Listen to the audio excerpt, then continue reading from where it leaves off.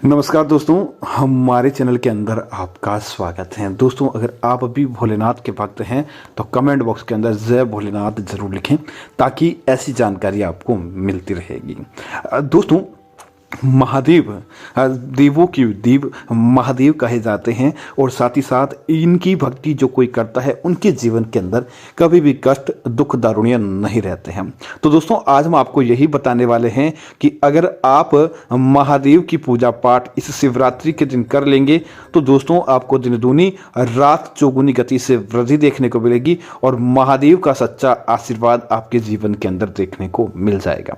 लेकिन दोस्तों, महादेव से जुड़ी एक बात और है कि अगर आप यह गलतियां करते हैं और ऐसे लोग की श्रेणी के अंदर आते हैं तो दोस्तों महादेव की पूजा आपको भूल कर भी नहीं करनी चाहिए, अन्यथा व्रत करने का भी आपको श्राप लग सकता है। इसीलिए इस वीडियो को पूरा और अंत तक देखें। तो बात करते हैं उस पहली चीज के बारे में।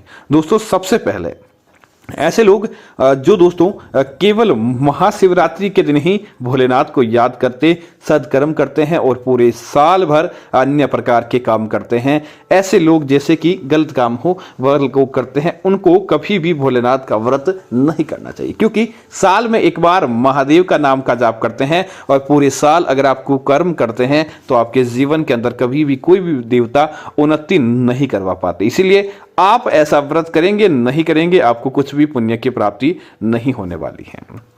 दोस्तों, दूसरा, महादेव ने जब भगवान गणेश और कार्तिकेय की पूजा करनी चाहिए, मतलब उनकी परीक्षा लेनी चाहिए, तब भगवान श्री गणेश इस परीक्षा के अंदर जब उनके पास चूहा था और वह धरती पर परिक्रमा की बात की, तब भगवान श्री गणेश इसके अंदर विजय हुए, क्योंकि भगवान गणेश ने केवल माता पिता की पूजा की। इससे यह संदेश जाता है कि सर्व पूजनीय देव, सबसे पूजनीय अगर कोई है और हमारे लिए संपूर्ण धरती अगर कोई है, संपूर्ण दुनिया कोई है, तो वह हमारे माता पिता है। तो लोग दोस्तों जो अपने माता पिता के साथ लड़ाई झगड़ा करते हुए नहीं रहते हैं, किसी कारणवश, मजबूरी अलग चीज है, इसके अलावा लड़ाई झगड़ा कर कर अपने बुजुर्ग माता पिता को इस उम्र के अंदर अकेले कर देते हैं, या नित्य जो व्यक्ति अपने माता पिता से लड़ाई झगड़ा करता है, अपने माता पिता की आज्ञा के विरुद्ध काम करता है और उनका सम्मान नहीं करता, जो अपने माता पिता की पूजा नहीं करता, दोस्तों ऐसे लोग भूल कर भी भगवान महादेव की पूजा नहीं करें। क्योंकि सर्वपूजनीय आपके माता पिता है, उनके बाद भगवान की बारी आती है। यह संदेश भगवान श्री गणेश के माध्यम से भगवान महादेव ने पूरी दुनिया को दिया है। तो अगर आप उनकी सेवा नहीं करते, तो अगर आप महादेव की भी पूजा करते हैं तो आपको उसका फल प्राप्त नहीं होता, बल्कि उल्टे महादेव आपसे नाराज ही होते हैं। इसीलिए इस बात का भी जरूर ध्यान रखें। दोस्तों, तीसरा, वे लोग जो लोग दोस्तों भगवान महादेव और माता पार्वती इनकी निशानी, तो दोस्तों इनकी मिसाल पूरा संसार देता है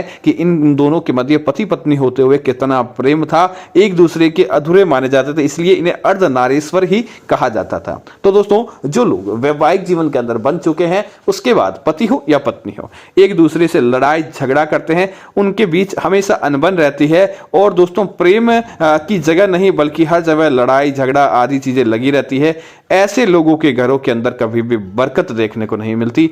ऐसे लोग धीरे धीरे बर्बादी की तरफ चले जाते हैं और देखते ही देखते ऐसे लोग अपने आप के अंदर ही सारा नाम खराब कर देते हैं। इसीलिए ऐसे लोग भी सावधान हो जाएं। अगर आपके अंदर यह गलती है कि आप बार बार यह गलती करते हैं तो आपके जीवन के अंदर बर्बादी आना निश्चित है और देखते ही देखते आप बर्बाद हो जाएंगे। इसीलिए कभी भी अपनी पत्नी का अपमान करके, पति का अपमान करके आप महादेव की पूजा करते हैं तो वह आपकी पूजा सफल नहीं होती।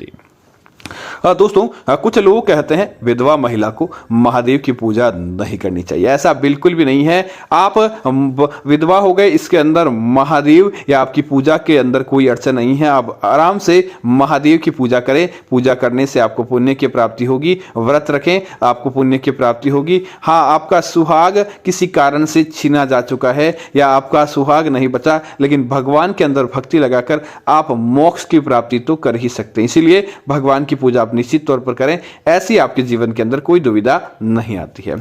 तीसरी, वे महिलाएं या वे पुरुष जो वैवाहिक जीवन के अंदर बन चुके हैं लेकिन उसके बाद भी पर स्त्री गमन या पर पुरुष गमन करता हो, ऐसे लोगों को महादेव का व्रत नहीं करना चाहिए, क्योंकि आप वैवाहिक जीवन के अंदर दोस्तों महादेव के 7 वचन हमें गिनाए जाते हैं। आप उस वचनों को तोड़कर अन्य कार्य करते हैं तो आपके जीवन के अंदर निश्चित तौर पर अंधकार ही आएगा। उसके बाद आप पूजा पाठ का ढोंग करेंगे तो ही आपके जीवन के अंदर अंधकार ही रहने वाला। इसीलिए ऐसा काम आप भूल कर भी नहीं करें। दोस्तों, ऐसी महिलाएं जो कि गलत करके अपने शरीर का व्यवसाय करती हो, ऐसी महिलाओं को भी जिसे वेश्यावृत्ति कहा जाए तो भी कोई उचित नहीं। ऐसी महिलाएं भी महादेव का व्रत नहीं करें, क्योंकि महादेव इन कामों की इजाजत नहीं देते। अगर आप अपने कुछ रुपए के सहारे इन चीजों का काम करते हैं, उसके बाद महादेव की पूजा करते हैं, और पुरुष भी चाहे ऐसे कोई गंदे पुरुष भी हैं तो उनको भी महादेव का व्रत नहीं करना चाहिए। आपको पुण्य की प्राप्ति नहीं होती, बल्कि इससे देवता और नाराज हो जाते। तो पहले अपने कर्म को सही करें, उसके बाद आपको भगवान महादेव की पूजा करनी चाहिए। दोस्तों, महिलाओं से विशेष निवेदन है कि अगर आप विवाहित है तो आप अपने माथे पर कुछ ही प्रकार का दुपट्टा, चूनी आदि डालने के बाद ही महादेव की पूजा करें। शिवलिंग के ऊपर जल आदि चढ़ाएं, जिससे आपको पुण्य की प्राप्ति होती है, क्योंकि खुले बालों की महिलाएं अगर आप पूजा करती है तो आपको इसका उचित परिणाम नहीं मिलता है। दोस्तों, इस बार महाशिवरात्रि की बात करें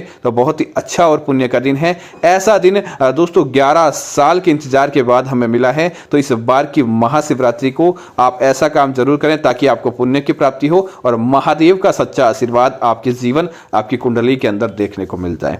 दोस्तों, इसी तरह बात करें अगले लोगों की, तो ऐसे लोग जो कि चोरी करने का काम करते हैं, किसी गरीब व्यक्ति की हाय लेते हैं, किसी गरीब व्यक्ति का धन खा लेते हैं, किसी गरीब व्यक्ति के साथ लड़ाई झगड़ा करके उसका धन चोरी कर लेते हैं, तो दोस्तों समझ लीजिए, चाहे वह सरकार के चोर हो, चाहे वह अमीर व्यक्ति के चोर हो, चोर चोर ही होता है। और चोरी करके जो धनोपार्जन करता है, ऐसे लोग कभी भी महादेव की कृपा के प्राप्त नहीं बनते। ऐसे लोग सदैव विधर्मी रहते हैं। दोस्तों, इसी तरह ऐसे लोग जो कि धर्म के कामों के अंदर किसी प्रकार के संतृप्त नहीं है, वो हमेशा धर्म के कामों के विरुद्ध चलते हैं, लेकिन उसके बाद जब महाशिवरात्रि आती है तब वह भगवान की पूजा का ढोंग करते हैं। दोस्तों, पूजा करनी है आपको महादेव की तो सच्चे मन के साथ केवल जल चढ़ाने से ही हो जाती है।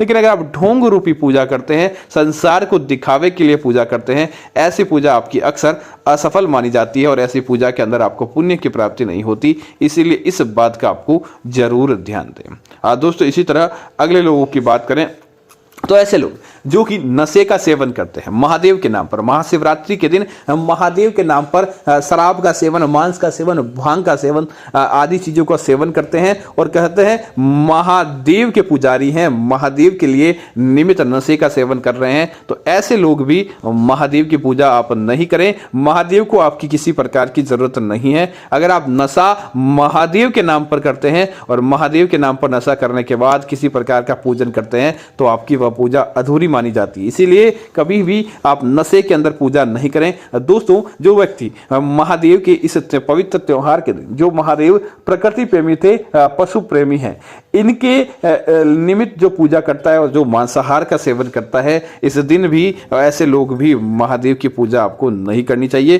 क्योंकि महादेव सात्विकता के देवता है और महादेव की पूजा करने से आपको पशु प्रेम करना, प्रकृति प्रेम करना सीखना चाहिए। लेकिन आप ऐसा काम करते हुए महादेव की पूजा करेंगे तो महादेव आपसे निश्चित तौर पर नाराज ही होंगे, वह आपसे प्रसन्न नहीं होते हैं। दोस्तों, इसी तरह विधर्मी लोग जो कि धर्म के उल्टे बहते हैं, लेकिन उसके बाद महाशिवरात्रि आती है तो आप महादेव की पूजा करने के अंदर लग जाते हैं। दोस्तों, तो आप भी महादेव की पूजा करने से बचे, क्योंकि जो विधर्मी है वह भगवान की पूजा करेगा और ऐसा ढोंग करने के बाद भी उससे कुछ भी प्राप्त नहीं होता है। दोस्तों, इसी तरह ऐसा व्यक्ति जिसने किसी गरीब का पैसा खाया है, झूठ बोलकर धन कमाता है, किसी से ईर्ष्या करता हो, किसी से अपमान करता हो, किसी व्यक्ति के साथ उसका बनती नहीं है, ऐसे लोग भी उस दिन लड़ाई झगड़ा करने के बाद सामने की तरफ आकर महादेव की पूजा करने के लिए लग जाते हैं। ऐसे लोगों के घर भी महादेव कभी भी प्रवेश नहीं करते। तो उम्मीद है